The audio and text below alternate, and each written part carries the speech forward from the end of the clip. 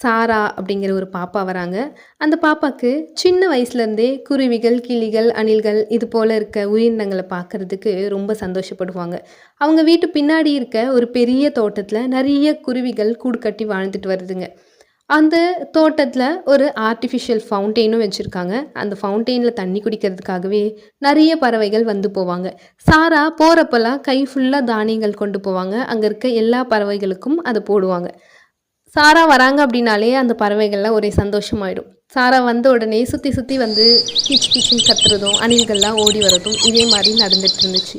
கொஞ்ச நாள் போனோனே கிளைமேட் சேஞ்ச் வந்துச்சு. கடும் குளிர். அந்த நேரம் பார்த்து சாராக்கும் உடம்பு சரியில்லாம போகுது. அப்ப குருவிகள் எல்லாமே சாராவ எதிர்பார்த்து காத்து கொண்டிருந்துச்சு. அந்த டைம்ல சாராவாலயும் வர முடியல.